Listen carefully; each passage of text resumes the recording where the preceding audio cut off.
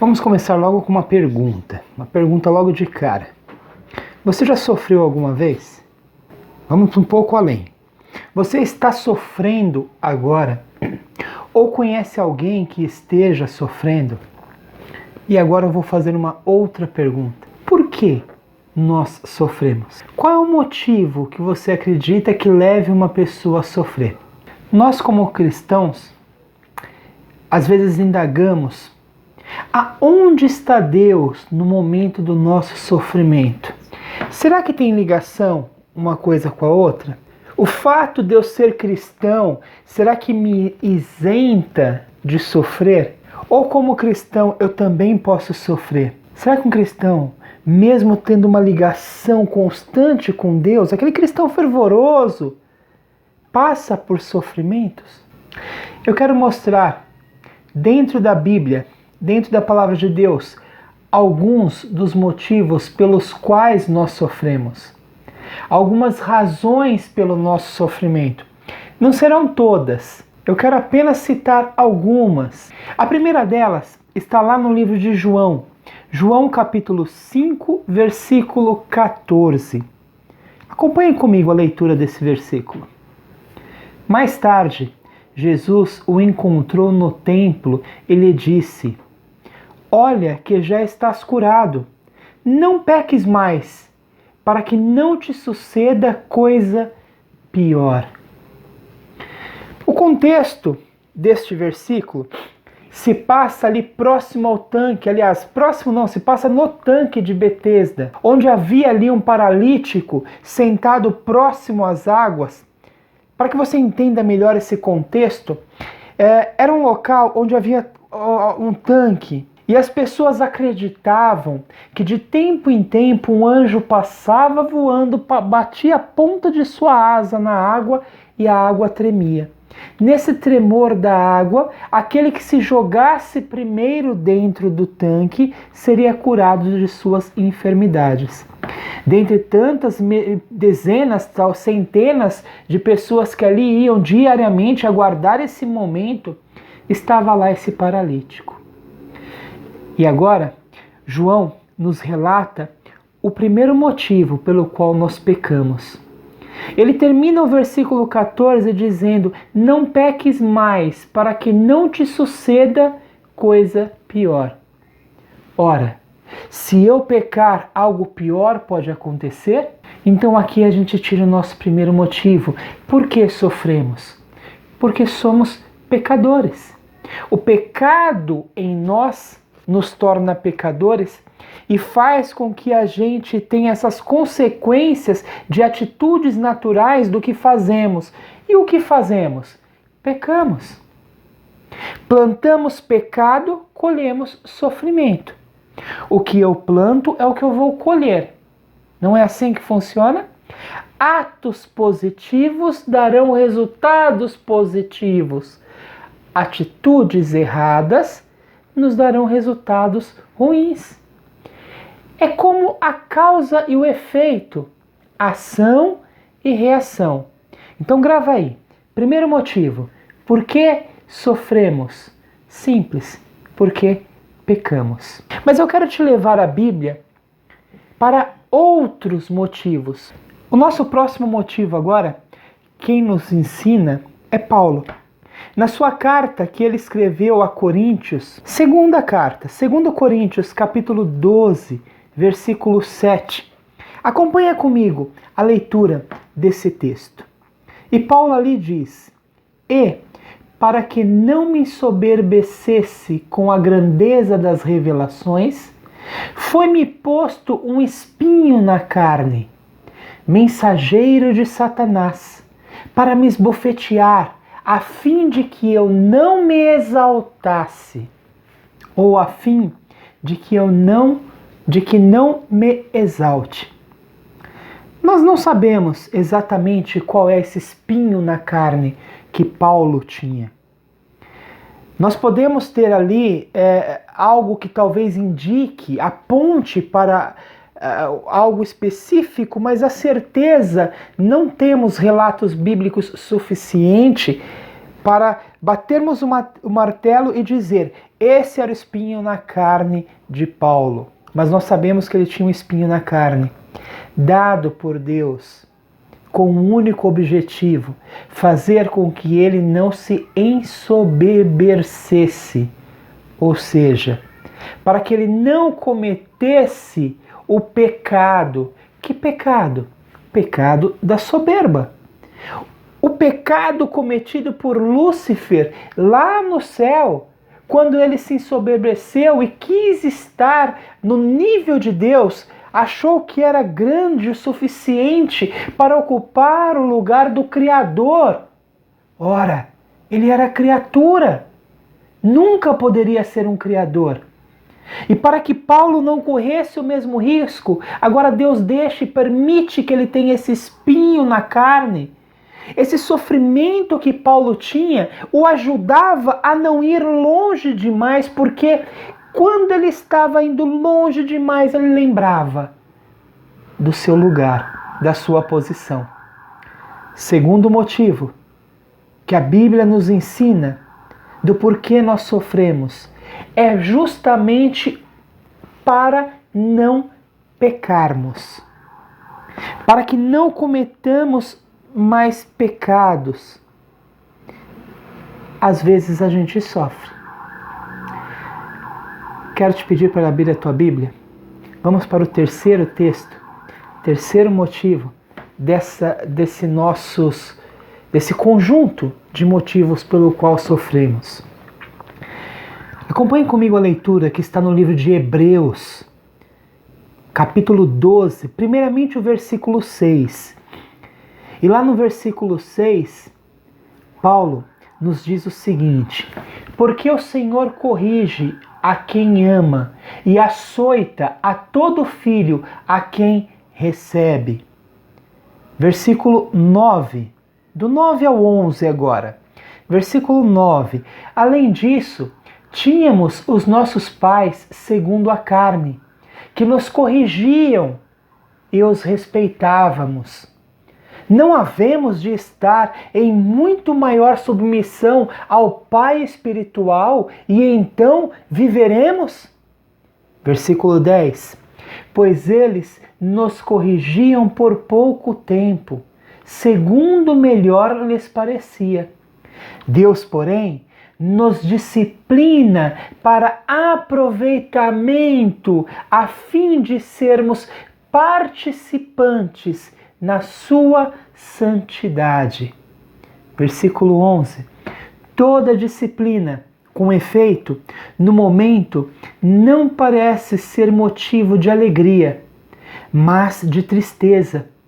Ao mesmo tempo, entretanto, produz fruto pacífico aos que têm sido por ela exercitados, fruto de justiça. Olha que interessante.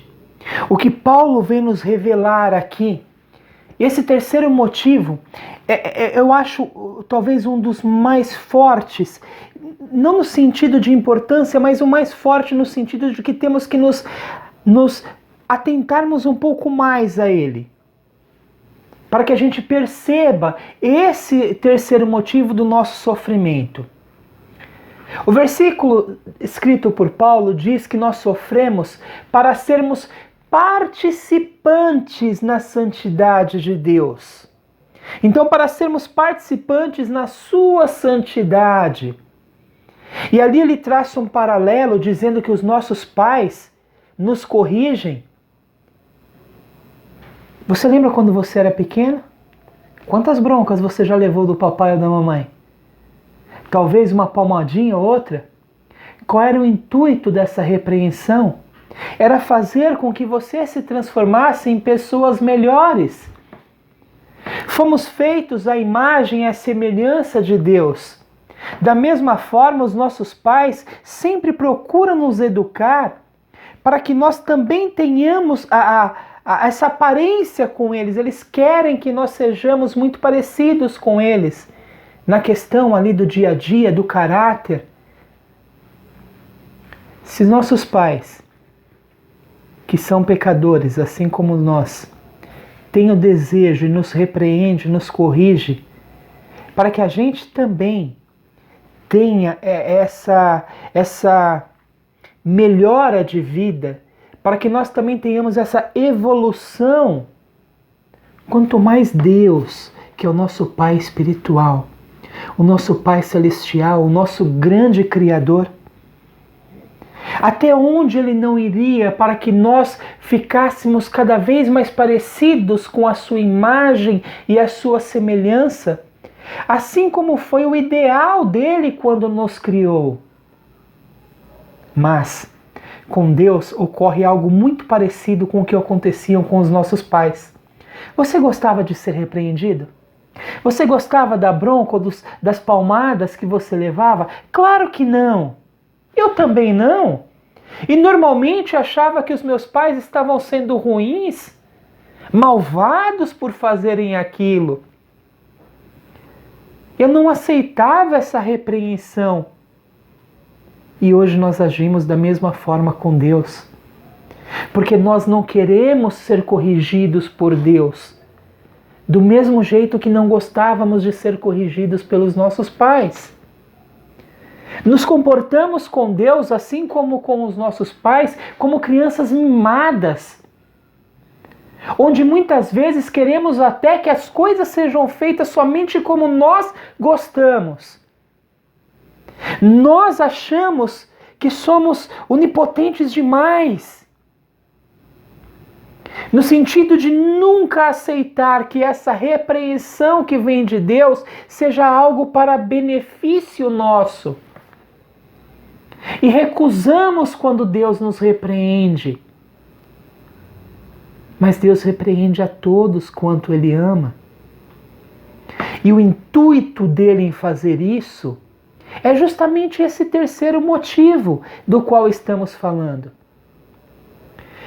Mas nós precisamos sair um pouquinho desse nível de criança mimada, de achar que temos que seguir aquele Deus que nós criamos em nossa mente, que Deus tem que se submeter às nossas vontades, aos nossos gostos, e não o contrário. Precisamos sair desse nível e aceitar que Deus sabe o que é melhor para mim e para você. Para isso, precisamos mudar o foco da nossa visão. Precisamos entender que vivemos, querendo ou não, numa guerra, uma grande batalha entre o bem e o mal. E não há campo neutro nessa batalha. Nós estamos inseridos dentro dessa grande guerra. Eu quero te fazer uma outra pergunta. Você já se imaginou dentro de uma grande guerra? Você já deve ter assistido filmes sobre guerras. Talvez tenha lido histórias sobre as guerras, visto imagens tristes sobre guerras. E quando a gente fala de guerra, eu lembro daquele soldado entrincheirado, escondido num buraco, e bombas que vêm de um lado, tiros que vêm do outro, torpedos de outro, gritarias, pessoas morrendo ao lado dele, pessoas gritando por socorro e talvez sem poder fazer nada. E aí eu quero te perguntar, se coloque no lugar desse soldado agora. O que você iria pedir num momento desse se estivesse vivendo essa situação? Se você tivesse a chance de estar ali dentro daquela trincheira, com bombas e rojões e fogos para tudo quanto é lado, aquele bombardeio todo, pessoa morrendo do seu lado, e você pudesse fazer um pedido, qual pedido seria esse? Será que nós ali iríamos pedir para que chegasse para nós um carrão de luxo? Ou quem sabe, não, eu quero trocar essa trincheira por uma casa luxuosa na beira da praia ou no campo? Talvez uma bebida gelada? Um smartphone com internet para que eu pudesse aqui acessar as minhas redes sociais, e aí eu fico chateado porque o sinal não está tão bom. E aí eu já esqueço daquele momento de guerra que está acontecendo ao meu redor, e agora eu já quero uma evolução maior, eu quero algo melhor que me traga benefícios próprios. Será que tem como nós esquecermos que vivemos, que estamos inseridos dentro de uma guerra? Creio que não. O problema é que nós pedimos coisas erradas para Deus e não aceitamos quando Deus nos dá as coisas certas. Se estou inserido dentro de uma guerra, se estou dentro de uma trincheira, o que eu mais quero é uma boa de uma arma para brigar, para lutar, para vencer essa batalha. Porque eu lembro o segundo motivo da repreensão, do sofrimento, é para não pecar. Pois bem, eu quero te falar uma coisa, meu querido, minha querida. Não basta não pecar nessa grande guerra entre o bem e o mal. É preciso crescer. É preciso evoluir. Nós precisamos crescer mais. Evoluir cada vez mais. Sair da meninice. Nós vemos pessoas que estão na vida cristocêntrica há 20, 30, 40 anos e continuam se alimentando de leite.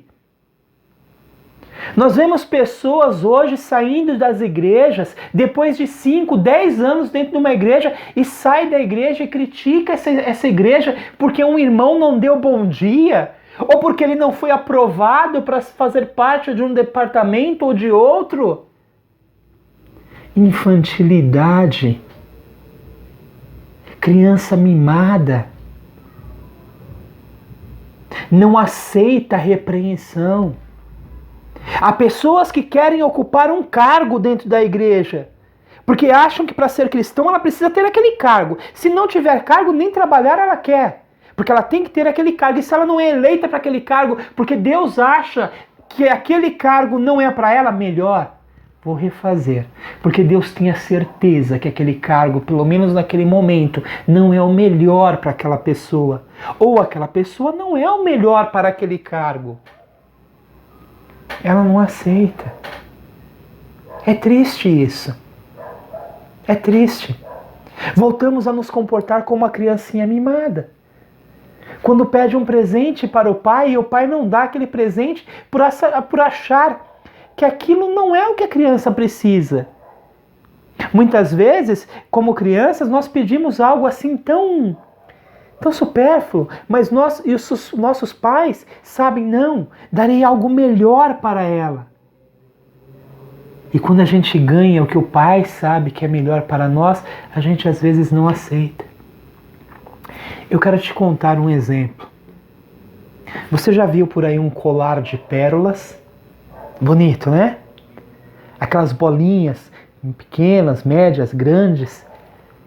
Aquela cor bonita, aquele brilho. Você sabe como que é feita uma pérola? Como que é produzida uma pérola? Deixa eu te contar uma coisa. Lá no mar existe a ostra. Sabe a ostrinha? Aquela conchinha que fica assim, lá no fundo do mar? Em algum momento aquela ostra se abre.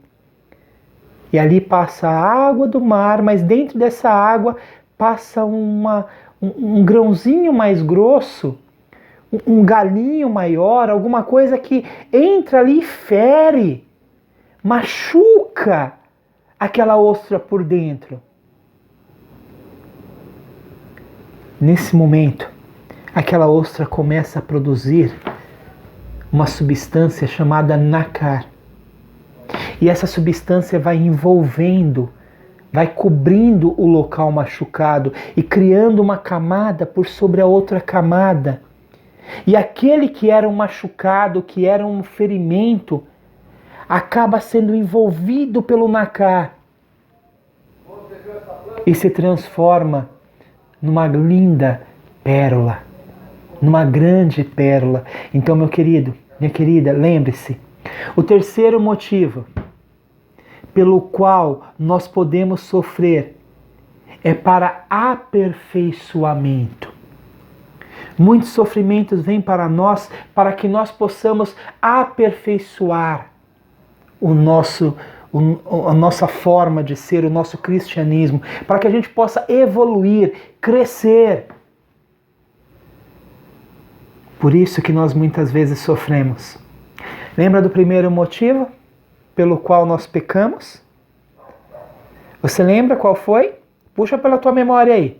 Primeiro motivo pelo qual nós sofremos, aliás, não pelo qual nós pecamos, mas o primeiro motivo pelo qual sofremos, ou podemos sofrer por esse motivo, é porque nós pecamos. Segundo motivo, é para não pecar, para que nós não pecamos.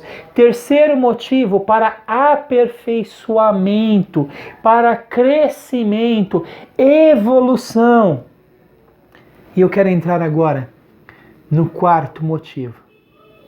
Quarto e último motivo desse vídeo. Eu convido você a abrir tua Bíblia no livro de Jó. Jó, capítulo 2. Eu quero que você acompanhe a leitura comigo dos versículos 1 até o versículo 3. No livro de Jó, capítulo 2. Num dia em que os filhos de Deus vieram apresentar-se perante o Senhor, veio também Satanás entre eles apresentar-se perante o Senhor. Versículo 2. Então o Senhor disse a Satanás: "De onde vens?" Respondeu Satanás ao Senhor e disse: "De rodear a terra e passear por ela." Versículo 3.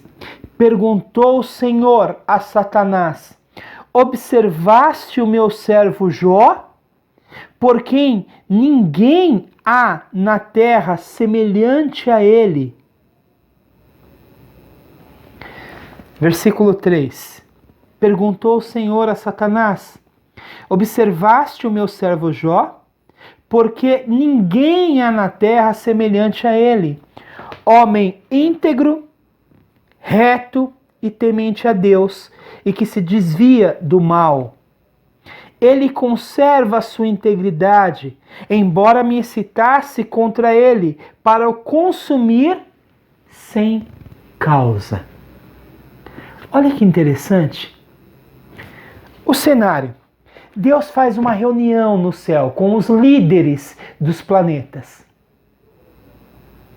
O líder do planeta Terra, que era para comparecer naquele instante, seria Adão.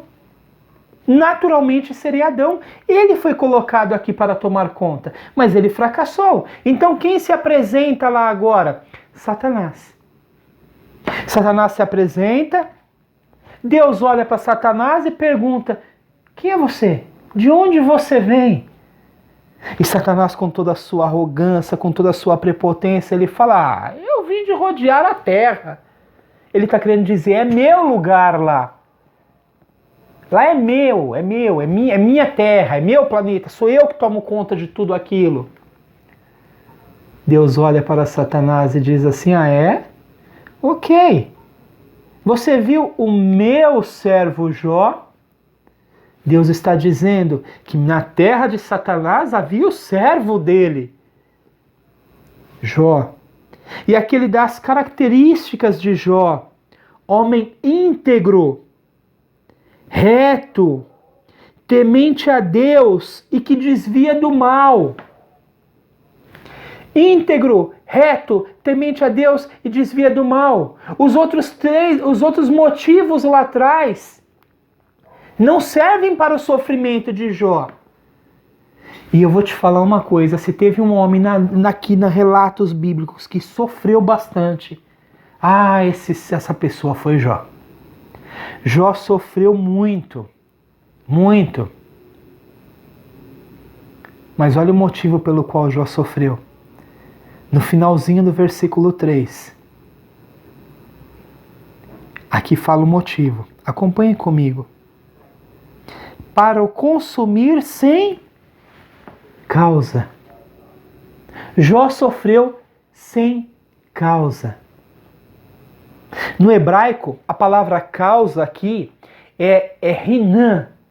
Rinan, ele tem o significado literal dessa palavra é exatamente isso: de graça, sem motivo.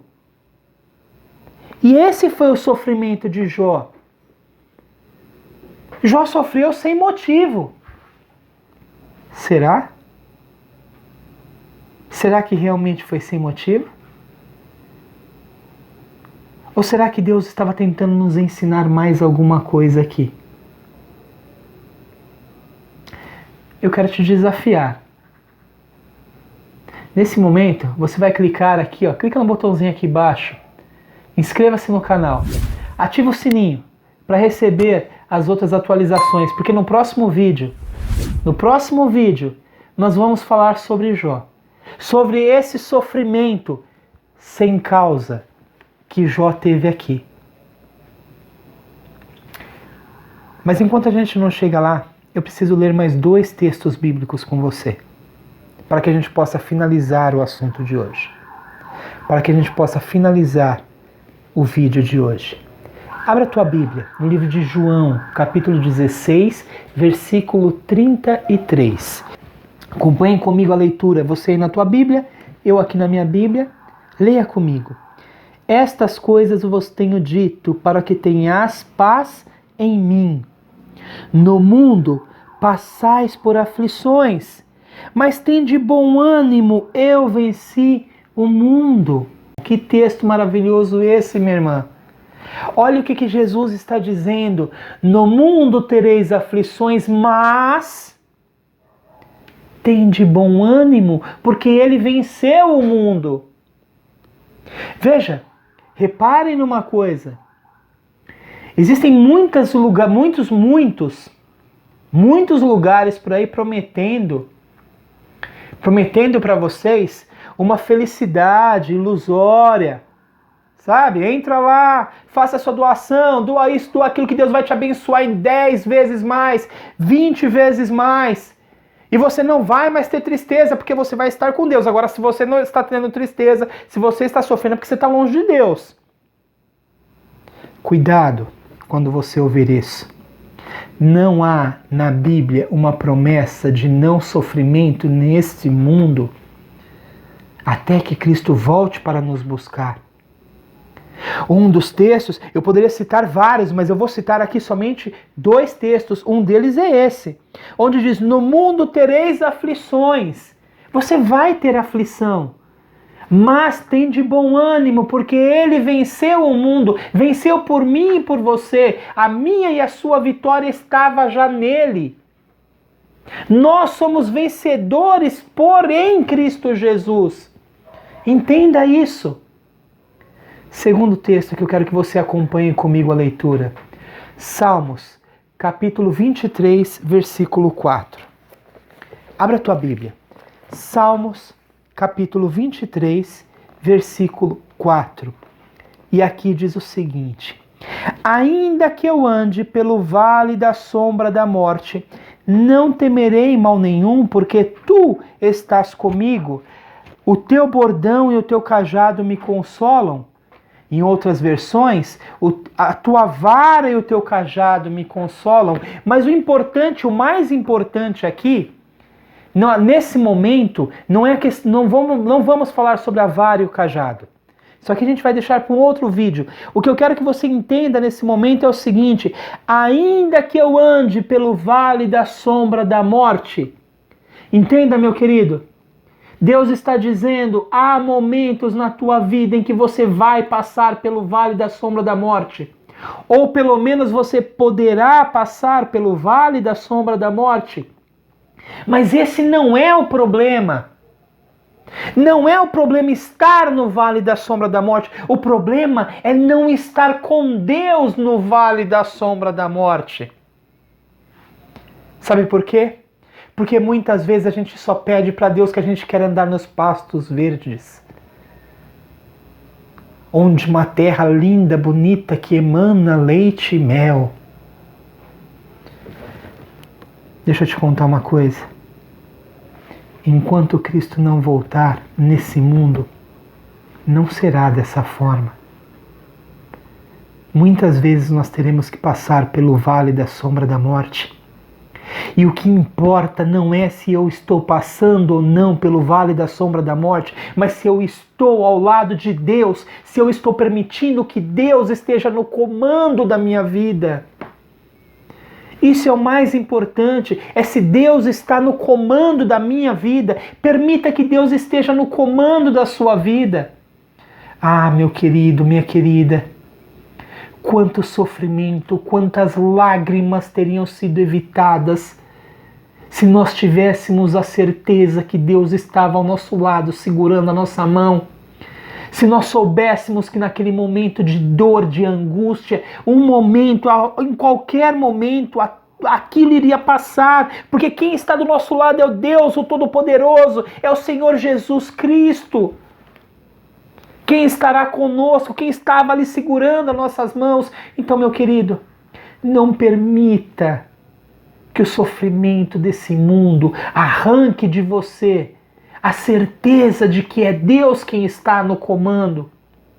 Quando você olhar para a tua direita, olhar para a tua esquerda e perceber que parece que tudo vai desabar sobre você, você já se sentiu assim? Parece que o seu piso, o seu chão caiu.